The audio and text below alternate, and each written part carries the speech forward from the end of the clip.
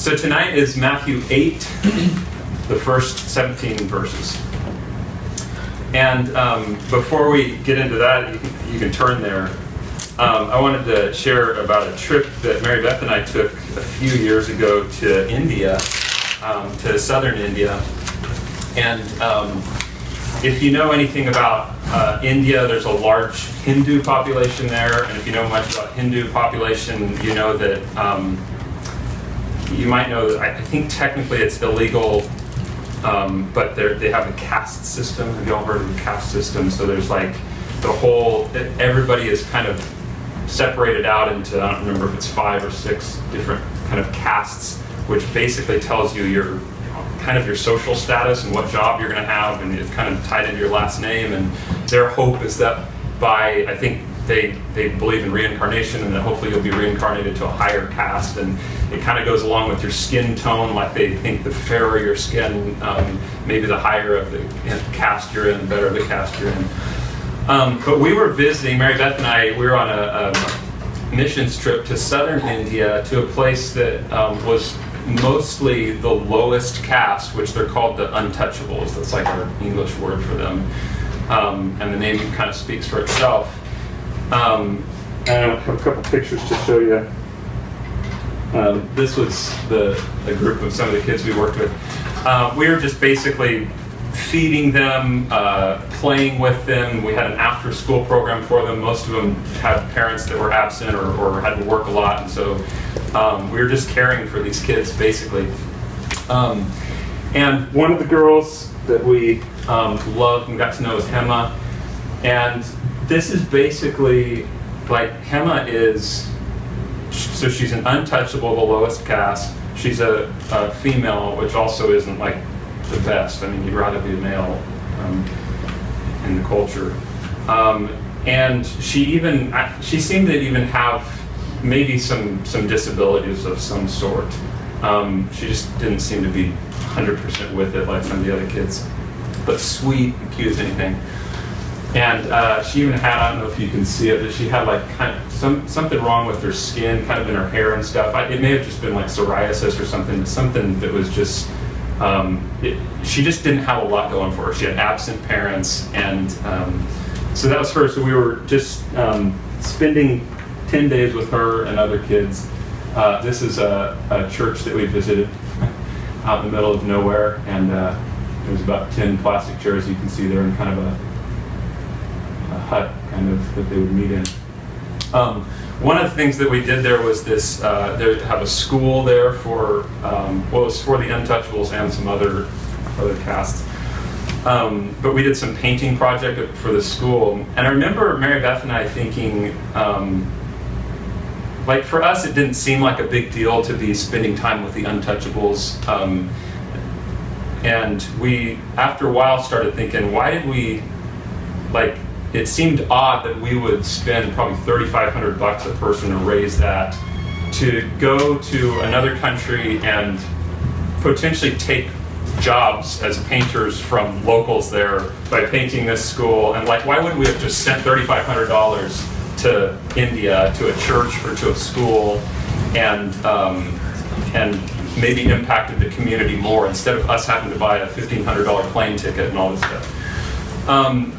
But while we were painting this school, on one particular day, we remember talking to a teacher, and she was talking about the way that this is, the reason that it was so valuable for us and our team of people to be there was because it was showing some of the character of Jesus. Because we were, like, here we are, these white people, which they kind of esteemed because we're, I don't know, it's because we were white or American or whatever it was, but serving these people who are called untouchable. And so even though for us it was kind of like, oh, this is cool, for them it was a big deal. Like it meant a whole lot to them. And we figured out that it wasn't that what we were doing specifically was so important, but that we chose to do what we were doing that was important to them, and where I think they saw maybe some of the character of Christ, I hope. We could have done other things with our time and money, but this is what we chose to be involved with. And There's just another picture. So our passage today in Matthew 8 is about the all-powerful Jesus with all authority, breaking cultural norms and speaking, I think, to the community around him in a way that it's hard for us to get just without knowing the kind of cultural context here. So I'm going to do my best to kind of explain what's going on.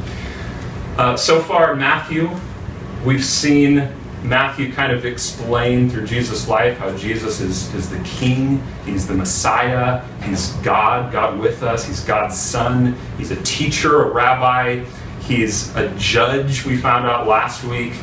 And we ended in chapter 7 hearing the crowds were astonished at his teaching, for he was teaching them as one who had authority and not as their scribes.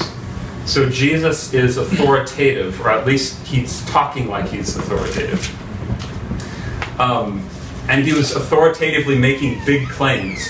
Like he's claiming, he's claiming things like, unless your righteousness exceeds that of the Pharisees, you can never enter the kingdom of heaven. He's claiming things like there's only two eternal destinations, destruction and life. And Jesus is setting the parameters for the entrance into that. So these are enormous claims that he's making. And I don't know about you guys, but like, what do you do if somebody's making big claims? Like, I can do this and I can do this, and just like, prove it.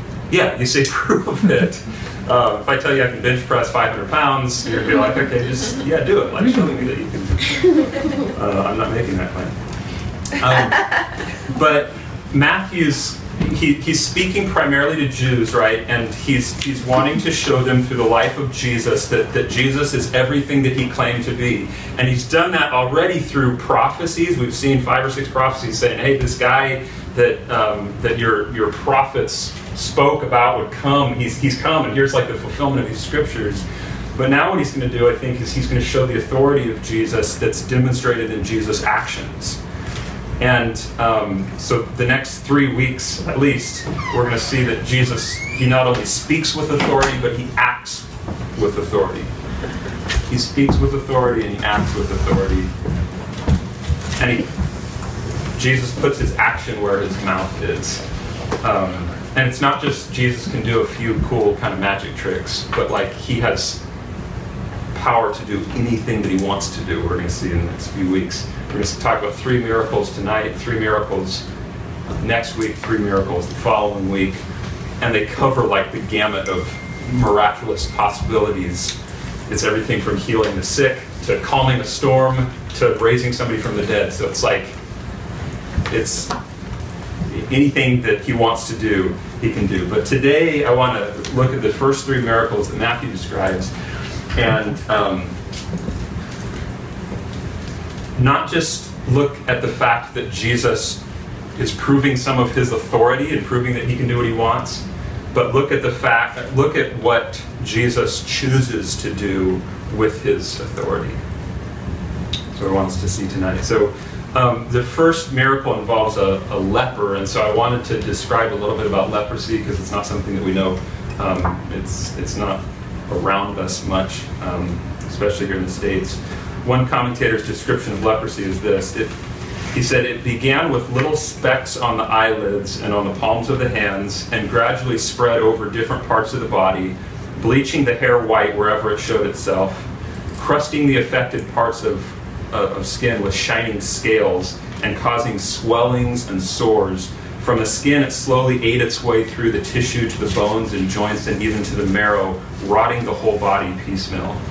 The lungs, the organs of speech and hearing, and the eyes were attacked in turn, till at last consumption or dropsy brought welcome death. The dread of infection kept men aloof from the sufferer, and the law prescribed him as above all men unclean.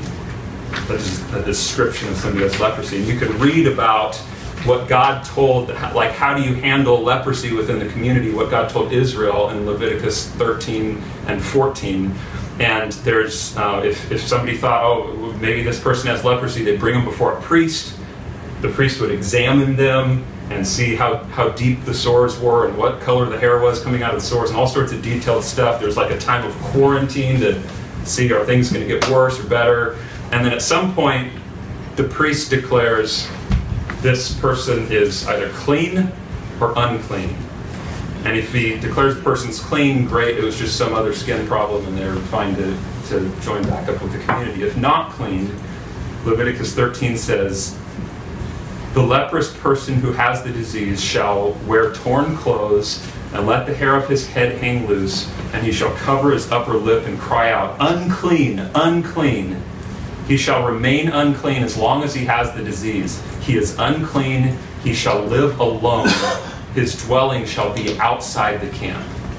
And so maybe you've heard of like leper colonies, but the rule, if you live in a place with leprosy, back then especially, was don't touch the leper. Like that's, stay away. And probably they're going to live with it the rest of their life. A lot of Jews believed that leprosy was as hard to cure as raising someone from the dead. They get that idea from 2 Kings, and it rarely happened that somebody actually recovered from it. It's different now. There's actually cures to leprosy, but at the time not so. If by chance it was healed, or maybe there's a misdiagnosis, the next chapter in Leviticus talks about how you restore that person back into the community. And it's again bringing him before the priest, and there's animal sacrifice and blood spilled and shaving of all of the hair on the person's body. And it's like a lengthy process to kind of initiate them back as a clean person back into the community. Now, this wasn't just like God being mean and hating on lepers. Like I think a couple of things was happening. One, in a very practical way, he's protecting the Israelites from disease. I mean, when you don't have a cure for that, you have to do something. But then also, I think on a spiritual level, I think God was showing something with a lot of the stuff he does in the Old Testament, showing something about his character. Because God was dwelling with his people in the tabernacle, in the temple. And in order for his presence to be there in the Holy of Holies on the Ark of the Covenant, God had very particular and rigid requirements of purity and people to be undefiled if they were going to approach him. And I think it was those standards were God saying something about his holiness and his perfection. But leprosy, it's like it was the epitome of uncleanness in the Jewish society or Israelite society, and not just from a physical standpoint, but it represented being spiritually unclean or being unfit to be in God's presence. I want to show you guys just a couple of pictures of leprosy. If you get kind of queasy, then maybe don't look, because it's not like the prettiest thing to look at. But I just want you to see, like it's a horrific thing for those who are going through it. So again, you don't have to watch these. I just got a couple quick pictures. So you can see like this kind of scaly, bubbly skin that develops on them if it progresses far enough. Often affects their eyesight. Like it has a direct, for whatever reason, it hits their eyes hard. You guys may have heard, but oftentimes your digits will start to fall off. Not because the leprosy does that per se, I hear, but you lose feeling and stuff, and so you'll bump and be damaging your fingers and you don't know it, and eventually you have done that. So obviously, the horrific thing, and I'll take it off the screen now. So I want to read now, so you know a little bit about leprosy. Now, just the first couple verses of Matthew 8. When Jesus came down from the mountain, great crowds followed him. He just finished the Sermon on the Mount. Now great crowds are with him. And behold, a leper came to him and knelt before him, saying, Lord, if you will, you can make me clean. So, an unclean leper who, I don't know for how long, we don't hear in the story, but he had been living certainly with some amount of physical pain, and maybe worse than that, extreme loneliness, living on the outskirts of towns where Jesus is right now, where he's walking through, and definitely the absence of human touch. Like, And so for him to be approaching people was a big deal. And you can imagine he was probably, if he was following what he was supposed to in the area, he was probably wearing torn clothes, and he probably had his hair down. He's probably like crying out, "Unclean, unclean!" And there's a large crowd of people around Jesus, so they hear "unclean," and they're like scattering and like, "Hey, look out! Get the kids! We've got to protect ourselves because this leper is coming through. Don't touch, right? Like, stay away." And here this guy is kneeling at the feet of Jesus saying, "Lord, if you will, you can make me clean." And Jesus does what is much more shocking to the people there than we usually read this story. Jesus, in verse 3, stretched out his hand and touched him, saying, "I will be clean." I wonder what that touch was like. I'll ask you guys a question. Did Jesus have to touch the leper to heal him? No. No. Like, in fact, the next miracle that we look at, he heals somebody from a distance. He doesn't have to touch them. So touch it's a powerful thing. I think that's being drawn, Matthew's drawing the attention to this. I have a friend named Joseph who was involved with an accident with a tree that had been struck by lightning falling on his leg, and he was out in the woods, and it pinned him down for 5 hours. He was laying there, and his parents finally found him. The end result of all of it was that he lost his leg, so it was amputated from like just below the knee. Just had like maybe a 5 or 6 inch stump there. And I remember a time that Joseph and I were, I think we were on a missions trip or something together, which he's a stud. Like, you don't even know. He wears a prosthetic leg, and he does literally everything, and everything better than probably I can do physically, basketball and whatever else. But we were on a trip together, and at the end of the day, Joseph was he was cleaning his stump. And so he had taken off his prosthesis, and he had his leg kind of up over a sink, and he was washing it. And I remember having a conversation with him that was just very interesting. Somehow or another, I got to where I was like helping him wash his leg. And in our conversation, he was telling me how meaningful it is for him to have somebody touch his leg. And so I couldn't remember the story exactly, and I emailed Joseph a couple days ago, and he got back to me, and I was saying, what, like, not with me specifically, but what is that touch like? And so Joseph wrote this email for us to hear as a church. He said, "My stump is often hidden in my socket of my prosthesis. When people notice my leg, they will take double takes. Kids have no shame, and they'll stare and ask questions, and this embarrasses their parents. But I enjoy it." He put a little happy face. He said, "When I take off my artificial leg, many people are uncomfortable looking at my stump. Some think it's fascinating. Few are willing to touch it. When someone is intrigued, not scared of my leg, and wants to touch it, I love it.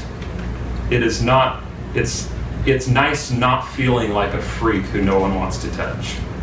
It's not very often that people touch my leg, so that probably adds to the uniqueness and specialness of those moments. Touch is a powerful thing.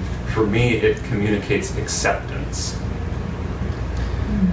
And so I read that to say you can start to imagine what it must have felt like for a leper to feel the touch of another human being. And again, Jesus didn't have to touch him, but I love that that's how Jesus chose to heal this leper, is by touch. And it wasn't just Jesus like healing, like he reset a broken arm, but it was a cleansing.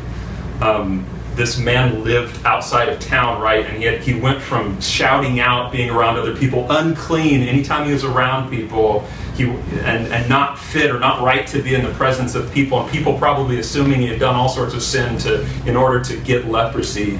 He went from that to a touch from Jesus, not only being healed, but Jesus says, "Be clean." And I can just imagine what that would have felt like.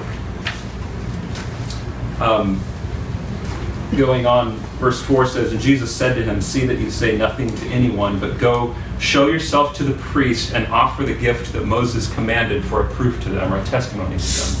Jesus is just saying, do what Leviticus 14 says. You've been made clean, now go to the priest and go through whatever is prescribed there in order for you to be kind of received back into the community. Before we move on, I want to ask you guys, what was the heart, the posture, or the attitude of the leper before he was healed, like as he was approaching Jesus? What are some ways you describe that? Or what do you read? Humble, because he says, if you will.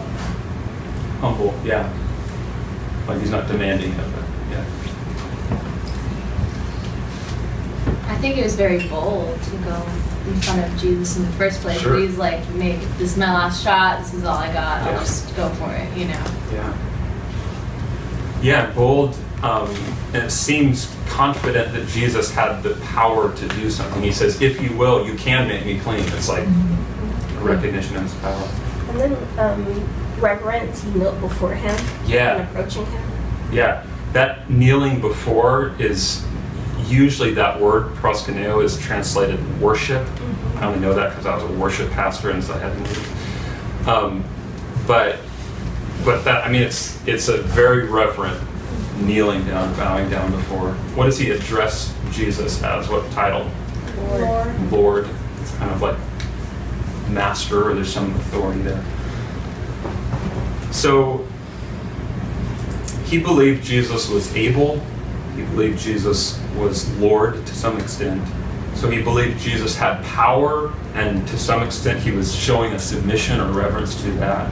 I think we can learn something from that. I think the proper response to authority, like Jesus, is humility before him, and I think the leper does a good job of demonstrating that.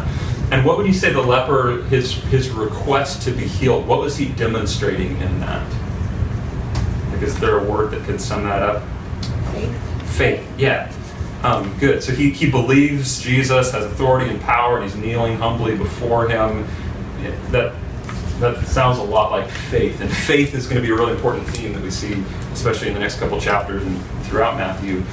But we'll see in almost every example very clearly that healing is preceded by faith.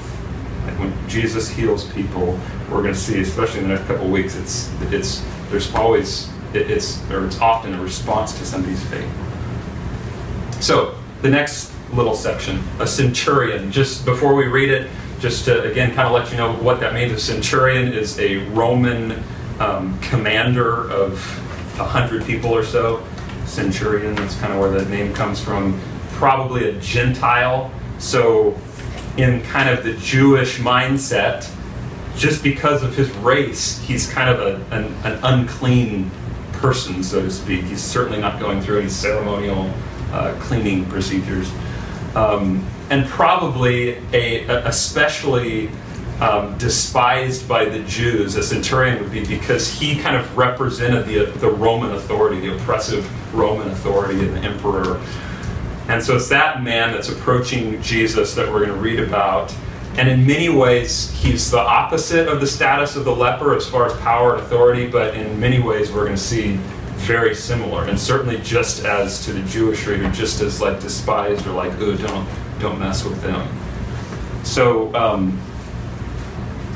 verse 5 says, when Jesus entered Capernaum, a centurion came forward to him, appealing to him, Lord, my servant is lying paralyzed at home, suffering terribly. And he said to him, I will come and heal him. But the centurion replied, Lord, I am not worthy to have you come under my roof, but only say the word and my servant will be healed. For I too am a man under authority with soldiers under me, and I say to one, go, and he goes, and to another, come, and he comes, and to my servant, do this, and he does it.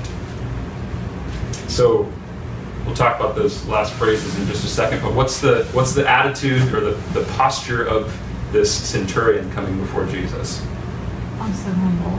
Humble, yeah. He says Lord in both of his sentences. That's how he addresses Jesus. What's another clue that shows his humility? I'm not worthy. Yeah, he's like, I'm not worthy even to have you come into my house. You can imagine, like, this is a Roman commander talking to just a regular Jewish dude saying, I'm not worthy to have you come into my house. So it's like there's some significant respect and humility that wouldn't, it was significant. So again, it was very similar to the leper in saying that it seems as though the centurion believes God is able to do something. He is calling him Lord. He believes Jesus has some power, and he's willing to humbly put himself before Jesus. So again, I think it's good to see a proper response to authority is humility. And similarly, the centurion's request, I think, is demonstrating faith. And so because of his faith, Jesus acts. So we see in verse 10, when Jesus heard this, he marveled and said to those who followed him, truly I tell you, with no one in Israel have I found such faith. I tell you, many will come from east and west and recline at table with Abraham, Isaac, and Jacob in the kingdom of heaven, while the sons of the kingdom will be thrown out into outer darkness. In that place there will be weeping and gnashing of teeth. So in verse 11, well, first Jesus marvels at the faith of the centurion, and then he says there's going to be people coming from the east and the west, which is probably synonymous with just Gentiles, people outside of Israel, who are going to be joining Jesus in feast at table in heaven, in the kingdom of heaven. And this, again, is we've talked about it a little bit, and it'll continue on through the book of Matthew. This is a new idea that doesn't necessarily go over well with the Jewish community, that we're seeing that Gentiles, non-Jews, are actually acceptable in the kingdom of God if they are demonstrating faith. And so he says the sons of the kingdom, which probably stands for the Jews. Some of them, if they're not demonstrating faith, it's kind of like Jesus told the religious leaders in chapter 3, he's like, hey, just because you're a son of Abraham, that's not like I can make rocks into sons of Abraham. That's not good, and that's not your ticket into the kingdom of heaven, so to speak. And though Matthew's speaking directly to Jews here, I think here's what we can learn. Anyone who does not exercise faith in Jesus, recognizing him as God's authority, humbly submitting to him as Lord, will not enter the kingdom of heaven, but will be cast into darkness. And anyone who does exercise faith will find themselves there. So, verse 13, and to the centurion Jesus said, go, let it be done for you as you have believed. And the servant was healed at that very moment. Almost like an afterthought, almost. Like the big point of that paragraph seems to be the faith the centurion was showing. And once again, we see that healing is preceded by faith here. The last little chunk, when Jesus entered Peter's house, which Mary Beth and I have been there, or what they think was Peter's house. You can't like walk inside of it. It's like way down in the ground, but it's in Capernaum where he's at here, and there's good reason to believe historically that it's the actual location. Kind of cool. These actually happened, like this is real stuff. When Jesus entered Peter's house, he saw Peter's mother-in-law lying sick with a fever. He touched her hand, and the fever left her, and she rose and began to serve him. I want to point out three things about this healing. First of all, and just really quickly, this is an example of Jesus doesn't do all of his healing in a public area. Like this is just in the privacy of home, it seems.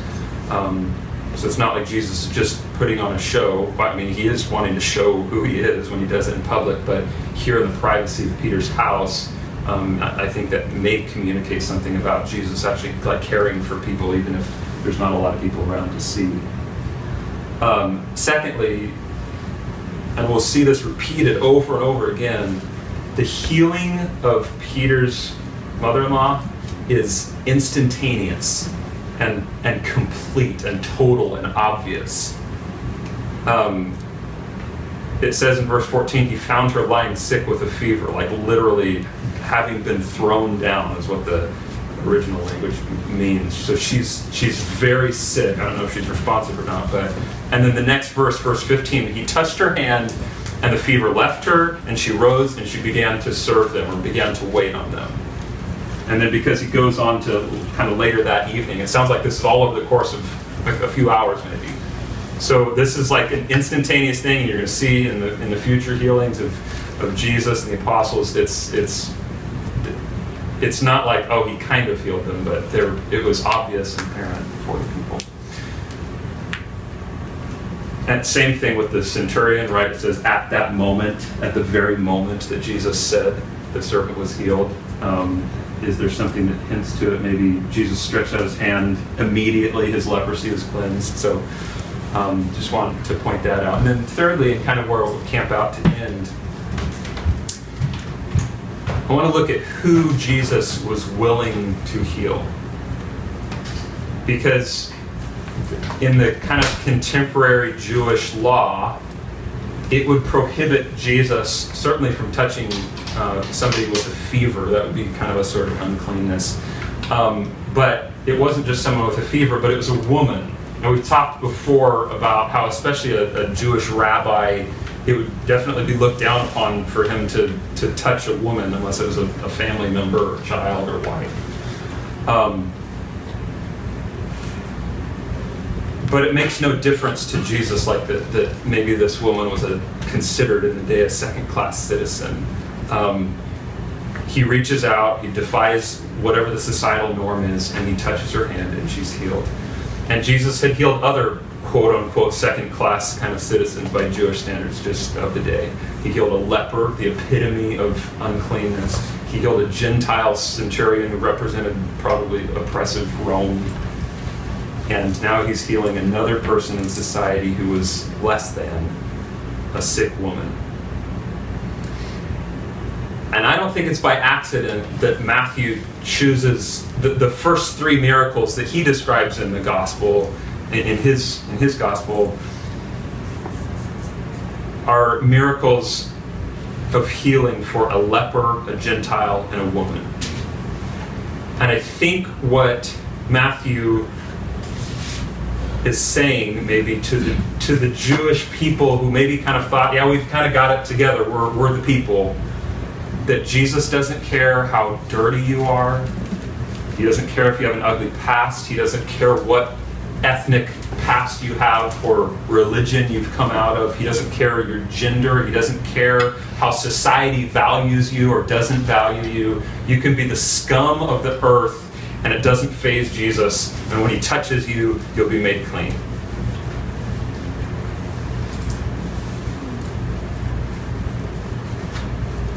So verse 16, that evening they brought to him many who were oppressed by demons. We'll talk more about that in coming weeks.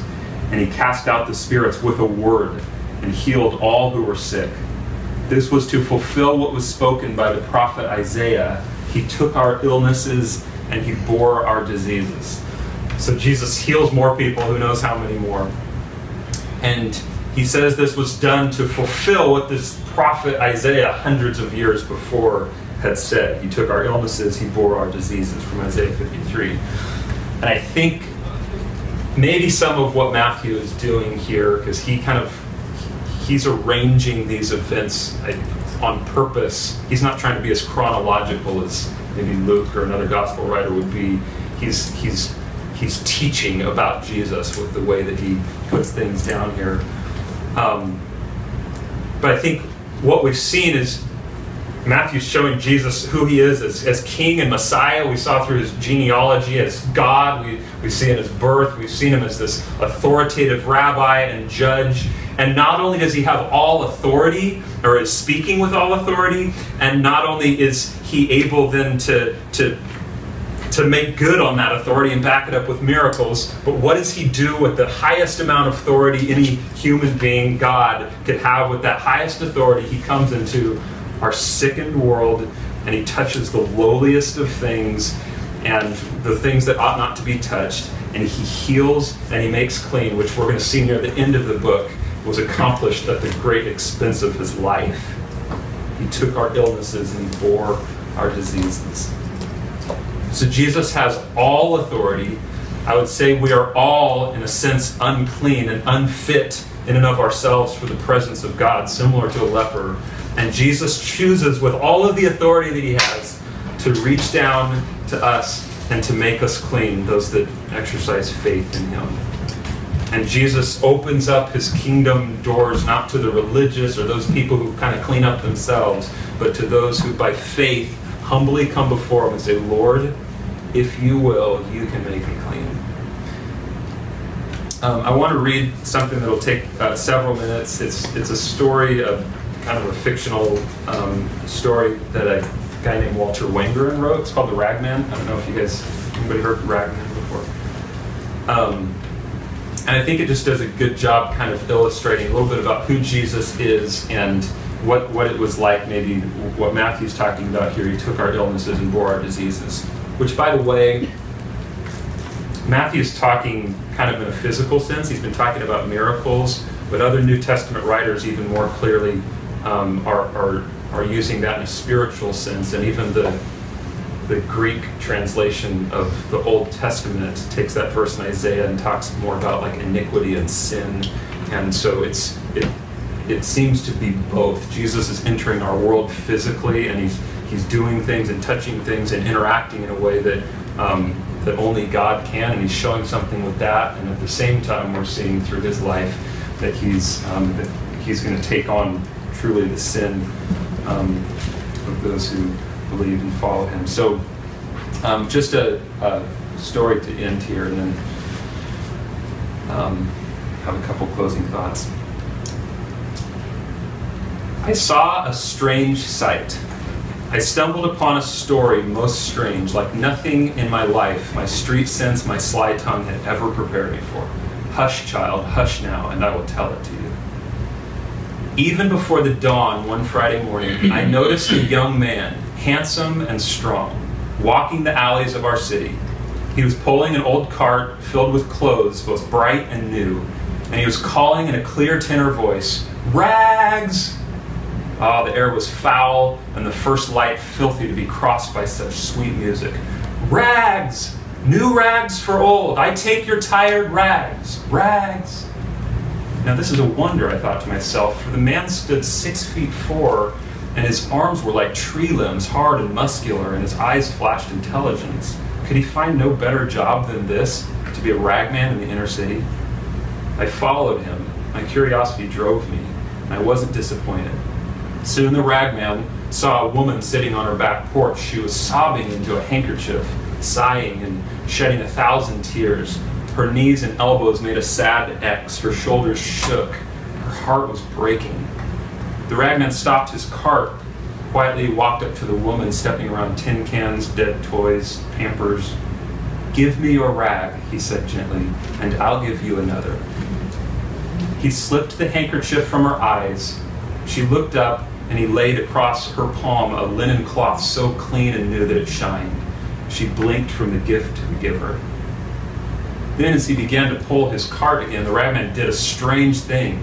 He put her stained handkerchief to his own face, and then he began to weep, to sob as grievously as she had done, his shoulders shaking.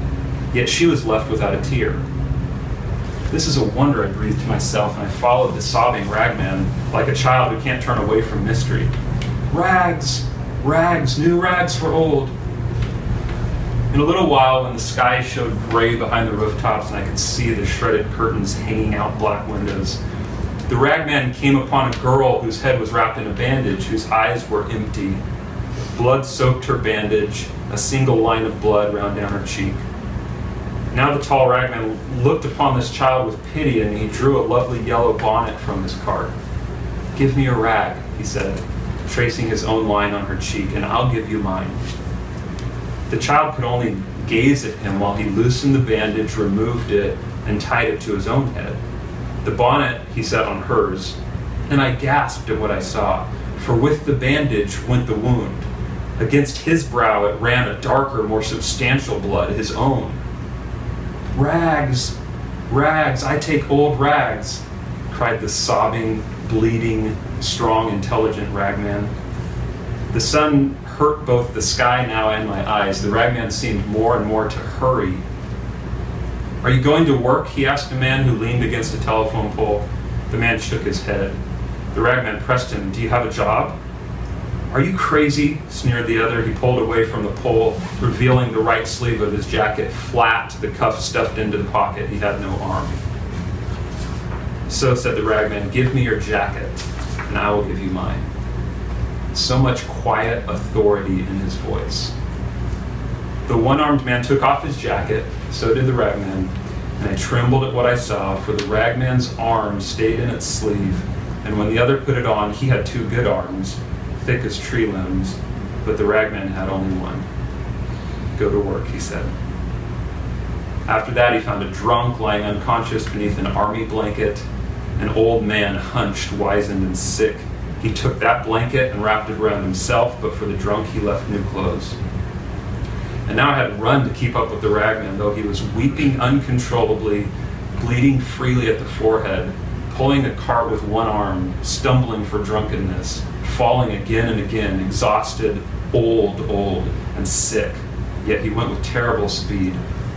On spider's legs, he skittered through the alleys of the city, this mile and the next, until he came to its limits, and then he rushed beyond.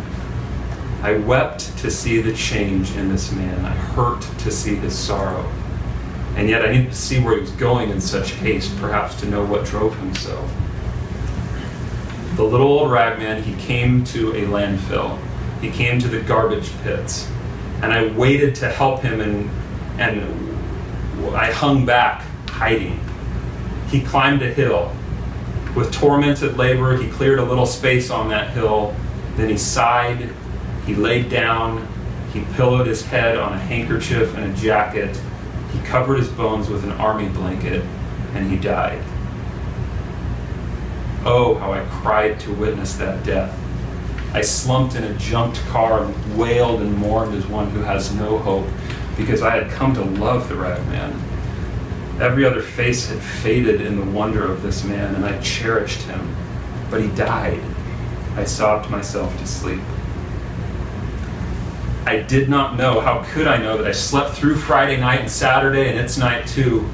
But then on Sunday morning I was wakened by a violence. Light, pure, hard, demanding light, slammed against my sour face, and I blinked and I looked and I saw the last and the first wonder of all.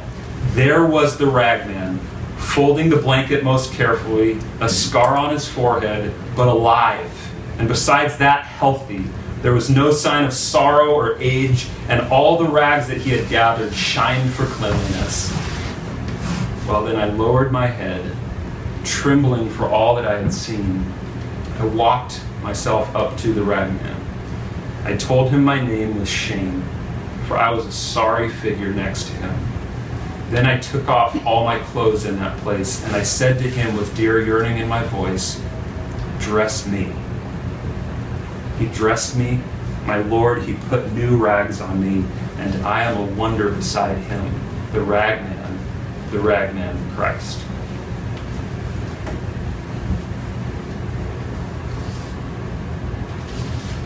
And I do a good job, I think, just describing some of what,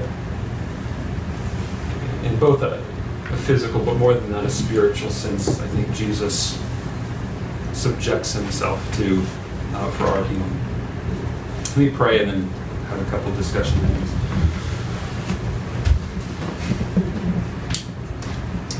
Father, we thank you for giving us your word. Thanks for giving us this account of some of the things that you did in your life here.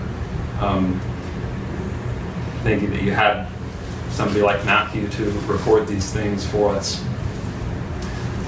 I pray that as we look to your word, as we learn the story about your life and what you did, that it wouldn't just be neat or interesting, but that we would truly see little glimpses of who you are, and that we would learn about your heart, and that we would see tonight clearly that you're able to do whatever you want to, physically, spiritually. Everything is under your control. Jesus was acting under the authority of you, Father, And because of that, he could accomplish whatever he wanted to. So we see the authority that you have, Lord, and then we also see how you choose to use that in the lives of people, all of us, who are undeserving of any goodness, of any cleanness. Yet you, for those who believe you, who believe in your power, and submit to you as our Lord, you have made us clean. And you've made us clean not without great expense. Jesus on the cross taking on not just physically what we deserve, but taking on the wrath of you, God. And so we thank you for it, Lord. I pray that we would live lives in submission to Jesus. We'd live lives of thankfulness, and we would just be impressed with the love of Jesus. I pray it in Jesus' name. Amen.